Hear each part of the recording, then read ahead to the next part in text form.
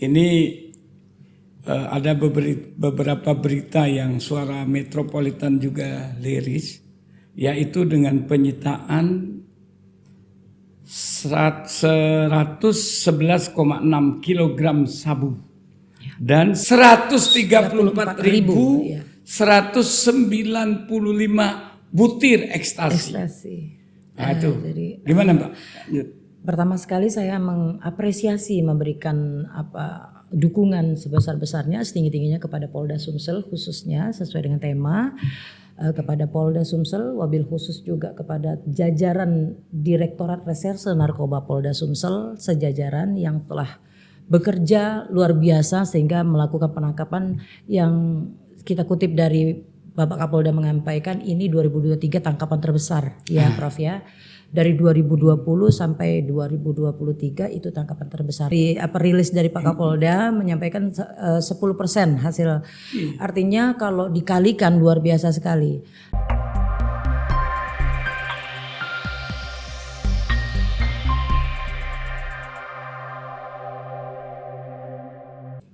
Assalamualaikum warahmatullahi wabarakatuh. Salam sejahtera untuk kita semua. Sahabat Suara Metropolitan dimanapun Anda berada, hadir lagi bersama kami di podcast Suara Metropolitan.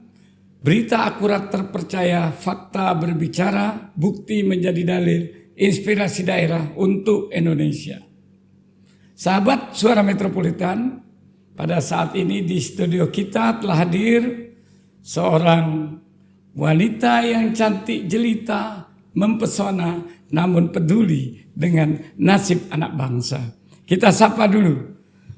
Assalamualaikum warahmatullahi wabarakatuh, Mbak Fani. Waalaikumsalam warahmatullahi wabarakatuh, Profesor Kemi yang sangat kami banggakan. Masya Allah. Apa kabar, Mbak? Alhamdulillah sehat selalu. Ini saya lihat ya di berbagai aktivitas Mbak Fani ini. Saya lihat ini memang cukup menarik. Siap. Di antaranya Mbak Fani ini, saudara sekalian, merupakan Ketua Umum Yayasan Gugus Antisipasi Narkotika Nusantara. Nah, kita lihat apa daripada kegiatan-kegiatan beliau. Nanti biar kita tanyakan langsung kepada Mbak Fani. Beliau ini nama sebenarnya adalah Nur Frayanti. Frap, ya. Frap, ya, Yanti, ya. Nur Yanti Fani, atau lebih populer dipanggil Mbak Fani. Mbak Fani, jadi kami amati itu kalau nggak salah saat ini yang sama nomenklaturnya itu tulisan singkatan atau akronim daripada GAN. Ya. Kami cermati ada 4 ya, betul. GAN yang ada. Lalu apa perbedaan GAN yang di bawah kepemimpinan Mbak Fani ini bedanya dengan yang lain itu? Ya, izin Prof menjelaskan bahwa yang menjadi pembeda daripada seluruh GAN-GAN yang ada yang saya pimpin ini berbadan hukum yayasan. Ya. Yayasan, sedangkan yang lain mungkin lebih ke LSM, perkumpulan dan lain sebagainya, seperti itu. Tentu yang menjadi pembeda adalah yayasan kami seperti yang kita ketahui bersama bahwa yayasan juga bisa lebih aplikatif dalam hal seluruh kegiatan dan juga sampai ke tingkat rehabilitasi. Kita bisa mendirikan pusat rehabilitasi narkoba seperti itu. Nah, sekarang apa aja Mbak kegiatannya? Selain daripada saya lihat melakukan sosialisasi di berbagai tempat, juga bekerja sama dengan BNN, dengan Polri. Nah, sekalian itu apa yang dilakukan kegiatan-kegiatan GAN ini? Versi Mbak Fani ya. Gerakan Gugus Antisipasi Narkotika Nusantara. Ya, alhamdulillah Prof, mungkin saya menjelaskan dulu sedikit sekilas pendiriannya. Jadi alhamdulillah walaupun kita ini baru berdiri kurang dari 4 tahun, ini memasuki 4 tahun berdiri, kita sudah melakukan banyak hal, tentunya kerjasama, bermitra, dan mitra tidak hanya sekedar mitra tetapi mitra strategis yang bukan hanya secara lisan namun dengan tulisan juga diakui oleh Polda Sumsel waktu saya menjabat sebagai ketua Sumsel. Sekarang saya sudah didaulat sebagai ketua umum, artinya saya mengakomodir seluruh Indonesia. Nah, sepanjang perjalanan Yayasan GAN sendiri dari 2020 ke 2024 memasuki ke 4 tahun itu kami sudah mendapatkan penghargaan tertinggi dari Badan Narkotika Nasional Republik Indonesia yang langsung diserahkan oleh Bapak Komjen Pol Petrus Golose, Komjen Pol Petrus Golose, Kepala BNN RI yang baru saja beliau purna dengan penuh dengan kesuksesan, alhamdulillah. Pada tahun 2022 itu berdasarkan dengan tingkat kerjasama, tingkat prestasi kinerja, kemudian dengan keaktifan dan serta konsisten dan berkesinambungan seperti itu. Berarti begini Mbak, tadi Mbak mengatakan bahwa awalnya adalah pengurus Sumsel. Iya, betul. Kemudian didapuk sebagai ketua umum. Betul. Ini GAN yang sama atau GAN yang berbeda? Berbeda. Maksudnya berbeda. Maksud saya sekarang ini kita bicara yayasan, Prof. Kita bicara yayasan. Yayasan GAN sendiri sebetulnya didirikan di Kota Palembang. Sejarah ya, didirikan di Kota Palembang tapi berpusat di ibu kota negara Republik Indonesia. Artinya sekarang Jakarta ya masih kita di sini. Nah, jadi dari Sumsel saya bergerak membesarkannya, kemudian akhirnya dikenal, akhirnya saya diminta oleh pengurus Yayasan GAN seluruh Indonesia untuk menjadi ketua umum untuk mengomandoinya seperti itu. Tapi berbeda dengan GAN versi awal yang Mbak Fani menjadi ketuanya di Sumsel. Betul. Dulu LSM GAN pimpinan dari Sang Haji Bima yaitu Bapak Farudin nama aslinya Farudin Sang Haji Bima. Saya dulu menjadi ketua Sumsel juga. Tidak lama 1 tahun saya mendirikan yayasan ini. Oh, jadi beda ya? Beda. Jadi setelah Mbak Fani memegang LSM GAN, tampuk kepemimpinan LSM GAN di Sumsel, kemudian mendirikan sendiri. Yes. Proses metamorfose yang luar biasa. Kenapa Mbak nggak milih nama lain aja? Jangan hanya GAN yang akronimnya mirip dengan yang sebelumnya. Ya seharusnya seperti itu, tapi semuanya sudah diatur Yang Maha Kuasa, Prof. Jadi mungkin interest saya juga dan mungkin sejarah juga, saya tidak melupakan LSM GAN pimpinan Sang Haji Bima bahwa saya juga pernah menjadi keluarga besar di sana, dan namun walaupun ini bentuk perpisahan juga kita tetap bersinergi karena tujuan, visi dan misi tentu sama, untuk membangun Indonesia bersinar, bersih dari narkoba. Oh begitu, jadi visi misinya apa Mbak itu kira-kira? Iya, visi misinya untuk GAN versi Mbak Fani ini. Sebetulnya kalau visi misi saya yakin semua sama. Namun kami lebih ingin berbuat lebih banyak untuk Indonesia sampai dengan ke tingkat pemulihan. Tentunya jadi semuanya harus bersinar, sehat dan berprestasi untuk Indonesia seperti luar itu. Biasa itu. Amin. Mbak Fani. Nah, sekarang begini Mbak Fani. Ini ada beberapa berita yang Suara Metropolitan juga liris, yaitu dengan penyitaan 111,6 kg sabu dan 134 195 ekstasi. Nah, ini Kapolda meluat, Kapolda Sumatera Selatan ya. Jadi Polda Sumsel ini kami berikanlah apresiasinya untuk Polda ini, bahwa dengan penyitaan ini sinyalemen dari Pak Kapolda ini, Mbak Fani, itu katanya baru 10% saja. Ya, betul. Berarti kan banyak lagi yang seharusnya dikejar. Dan ironinya ini, yang melakukan ini, peredaran ini, bandarnya itu adalah suami istri. Nah, ini bagaimana kira-kira daripada Mbak Fani dengan GAN-nya mensikapi hal ini? Kita bicara dari sudut pandang saya tentang narkoba, dimulai dari saya memberikan apresiasi dulu kepada Polda Sumsel khususnya sesuai dengan tema pada hari ini, dan secara keseluruhan juga kepada Polri yang membidangi res narkoba ya, mulai dari pusat hingga ke seluruh Indonesia. Wabil khusus di Sumatera Selatan sendiri itu ada 111 kilogram yang ditangkap baru-baru ini di Banyuasin ya, perbatasan ya kalau nggak salah. 111,6 kilogram. 134.195 butir ekstasi. Nah, itu. Jadi, gimana Mbak? Pertama sekali saya mengapresiasi memberikan dukungan sebesar-besarnya, setinggi-tingginya kepada Polda Sumsel khususnya sesuai dengan tema, kepada Polda Sumsel, wabil khusus juga kepada jajaran Direktorat Reserse Narkoba Polda Sumsel sejajaran yang telah bekerja luar biasa sehingga melakukan penangkapan yang kita kutip dari Bapak Kapolda menyampaikan ini 2023 tangkapan terbesar ya Prof ya. Dari 2020 sampai 2023 itu tangkapan terbesar. Nah artinya seperti kata Prof tadi bahwa peredaran ini 10%. 10%. Bukan ya. Kata saya nih Mbak, itu Pak Kapolda. Pak Kapolda, maaf. Ya, Pak Kapolda. Iya betul. Dari rilis dari Pak Kapolda menyampaikan 10% hasil. Artinya kalau dikalikan luar biasa sekali. Nah, memang betul-betul miris untuk Sumsel sendiri memang sebelumnya itu tingkat 2 Prof, tingkat 2 untuk prevalensinya seluruh Indonesia nasional. Secara nasional nomor 1 adalah Sumatera Utara, nomor 3 baru DKI. Nah, tapi dalam kurun waktu dari 2021 ke 2023 berdasarkan penelitian dari BRIN, kemudian BNN dan LIPI terjadi penurunan secara nasional. Secara nasional itu sekitar kurang dari atau 2%, mencapai 2%. Nah, ketika sudah mencapai 2%, otomatis ini terjadi penurunan secara secara keseluruhan hitungan ya.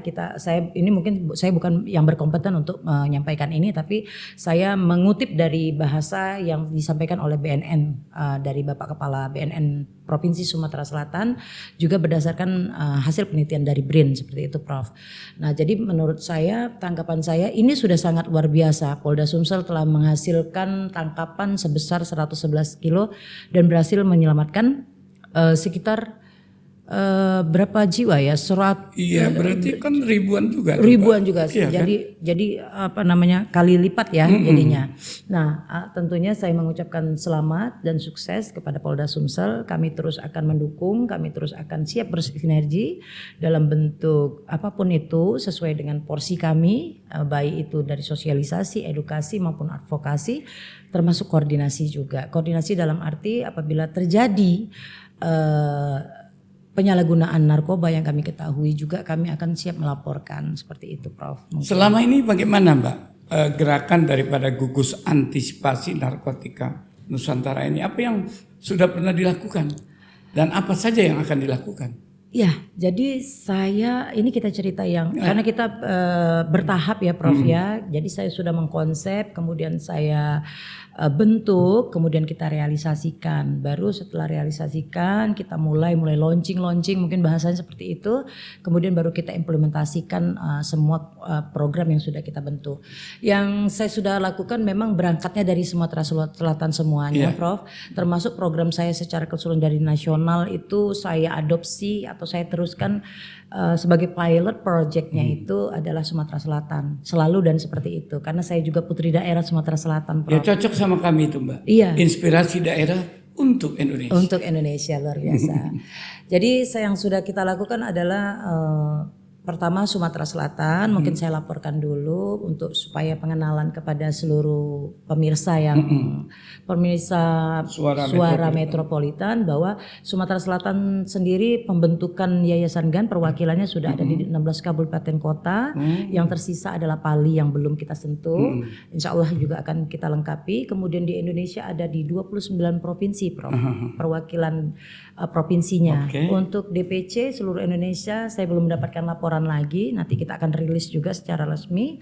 Nah kemudian yang sudah dilakukan itu tentunya sosialisasi, yang paling utama adalah kerjasama, kemitraan, kemudian sama-sama membangun kepercayaan masyarakat. Tentu itu saya tegaskan kepada seluruh anggota saya se-Indonesia bahwa sinergi itu sangat penting, termasuk kita harus bisa melakukan pembinaan Prof. Untuk ini tentunya tujuannya untuk membantu BNN. Pembinaannya itu apa?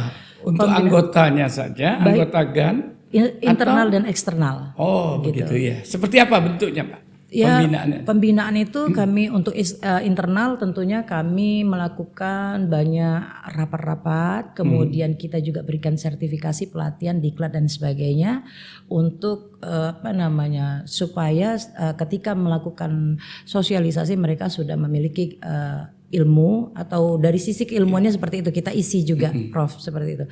Kemudian kalau eksternal kita juga melakukan pembinaan kepada komunitas-komunitas seperti itu Prof.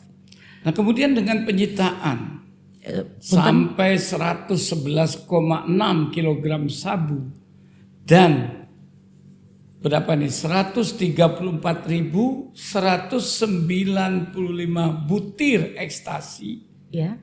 Nah itu bagaimana daripada GAN ini menyikapi itu lagi Pak? Saya tekankan lagi dengan pertanyaan seperti itu. Apa yang dilakukan oleh GAN?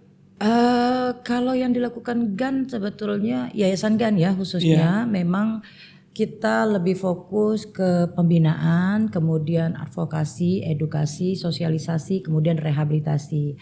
Jadi Polri memiliki tupoksi sendiri, BNN kemudian juga memiliki tupoksi sendiri termasuk Yayasan GAN. Kalau Yayasan GAN sendiri kalau bicara penangkapan kita tidak dalam domain kita ya. Tapi kan bisa memberikan info. Gitu. Yes, betul. Makanya Ya itu kan? koordinasi terakhirnya. Koordinasi itu ketika kita tahu ada penyalahgunaan narkoba, termasuk peredarannya, kita boleh memberikan semacam informasi. Tapi kita tidak melulu itu yang menjadi fokus kita. Tapi fokus kita ini sekarang adalah rehabilitasi. Jadi mungkin Prof yang dimaksud Prof bagaimana tentang GAN, kami lebih ke pemulihan Prof gitu. Jadi pencegahan tentu kan bisa kan pencegahan. Ya, pencegahan itu termasuk. Ya kan? Setelah dicegah dengan sosialisasi itu kita bisa memberikan info kepada masyarakat betapa buruknya dampak daripada pemakaian narkoba ini. Ya, itulah yang kita lakukan selama ini, Prof. Yang kita selalu melakukan banyak yang kita lakukan, baik memberikan penyuluhan kepada anak-anak pelajar, kemudian mahasiswa juga, Prof juga sebagai guru besar di narasumber. Belum resmi. Oh, belum resmi. Oke. Associate Professor. Oh ya, Associate Muhammad Punten.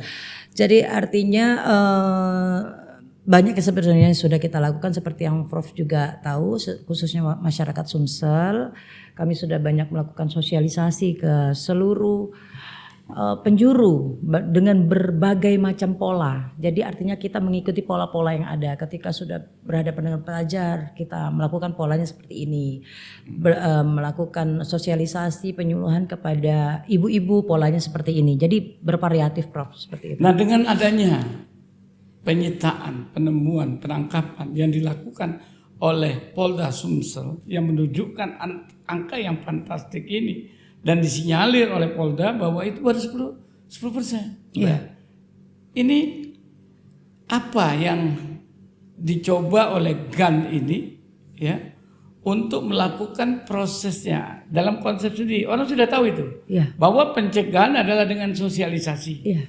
Sosialisasi kalau kita tidak tahu. Tapi Betul. ini sudah dinyatakan sinyalemen ini. Formatnya seperti apa GAN itu?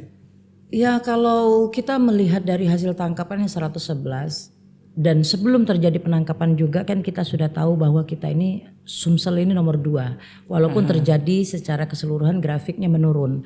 Tapi artinya tetap warning bagi kita. Ini warning, tentunya saya sebagai ketua umum akan memberikan instruksi kepada ketua Sumsel untuk lebih kencang lagi melakukan sosialisasi edukasi.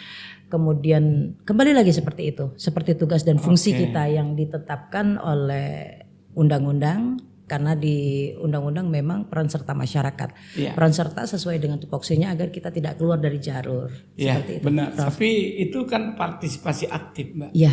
Jarang ada orang. Salah satunya saya pernah baca juga bahwa dari GAN ini, GAN versi Mbak Pan ini sudah punya rumah rehabilitasi atau baru tahap proses. Alhamdulillah kita sudah mendirikan dan saat ini sudah siap menerima rawat inap, Prof. Kalau kemarin di mana kira-kira itu? Di Kota Pagar Alam, itu balai. Jadi kita sudah bisa menerima pasien rawat inap dengan kapasitas dalam satu rawat ya itu bisa sampai mencapai 100 orang. Kemudian dengan fasilitas reguler dan VIP. Begitu. Ya, kita itu kerjasama dengan siapa Mbak? Atau memang itu mandiri, swadaya? Mandiri. Luar Kita biasa. mandiri, alhamdulillah. Jadi itu pemiliknya adalah Ketua DPC Yayasan GAN Kota Pagar Alam. Jadi ini dari kita untuk kita. Jadi Yayasan GAN ini mempunyai pola dari kita untuk kita, kemudian berbuat untuk masyarakat seperti itu. Jadi seperti itu. Jadi kita benar-benar mandiri sampai saat ini kita memang belum menerima bantuan dari pihak manapun dan memang kami juga belum mengajukan seperti itu. Jadi kemudian yang tenaga-tenaga yang dilibatkan dalam proses rehabilitasi itu. Iya, tenaga-tenaga tentu sesuai dengan SOP, sesuai dengan SNI juga standarisasinya tentu kita melibatkan konselor yang sudah terverifikasi ya. Sudah tersertifikasi tentunya itu, kemudian juga kami memberdayakan pengurus-pengurus kita juga. Jadi begini Prof, mungkin saya perlu menjelaskan sedikit bahwa konsep daripada Yayasan GAN yang saya pimpin ini adalah DPD itu Dewan Pimpinan Daerah itu mengakomodir seluruh infrastruktur milik yayasan yang ada. Kita sudah memiliki rumah rehabilitasi atau pusat balai, kemudian kita juga mempunyai PT yang bergerak untuk lembaga ekonominya, Prof. Kemudian kita juga punya media ini untuk sarana kita menjadi corong sosialisasi ya, publikasi. PT ini juga bergerak untuk menjadi lembaga usaha, lembaga ekonomi kita untuk subsidi silang mungkin segitu. Jadi untuk menghidupi yayasan, kemudian juga mendukung yayasan. Nah, yang mengakomodirnya sendiri itu adalah DPD dan DPC. Jadi pengurus PT, pengurus media, dan kita juga akan mendirikan juga LBH-nya, namanya semuanya sama, Gugus Antisipasi Narkotika Nusantara. Nah, nanti LBH-nya juga itu akan melakukan pendampingan. Dari pendampingan korban-korban penyalahgunaan narkoba, bukan bandar ya maksudnya Prof, artinya yang memang betul-betul kita indikasikan pengguna, kemudian korban kan sekarang kan seperti yang kita ketahui bahwa di setiap LP lapas-lapas itu anggaplah 1.800 diantaranya semuanya pengedar dan bandar. Itu karena memang mungkin Prof yang lebih paham bahwa pasal ini kan diterapkan selalu memenuhi syaratnya lebih ke pengedar. Padahal mungkin kadang-kadang dia hanya pengguna. Mungkin karena tertangkapnya di jalan, unsur penggunanya tidak terpenuhi sehingga dia menjadi pengedar. Mungkin seperti itu ya kira-kira. Tapi saya kira begini Mbak Fani, kalau pengedar dan pengguna itu berbeda. Iya, betul. Jadi kalau dia menggunakan tapi dia juga menjual, itu pengedar. Iya, betul, pengedar. Nah, jadi nggak ada. Jadi maka dari itu yang harus dilakukan nanti adalah jangan sampai istilahnya GAN kita ini membentuk lembaga bantuan hukum justru dalam masyarakat berasumsi bahwa ini melindungi nih bandar ini, membackup, ini kan bahaya itu Mbak. Betul. Nah, ini gimana kira-kira Mbak mengantisipasi ini Mbak Fani? Saya untuk mengantisipasinya sebagai pimpinan dari seluruh baik yayasan maupun infrastrukturnya, saya memimpin termasuk saya juga pimpinan umum dari medianya juga. Kemudian LBH-nya juga nanti kita juga.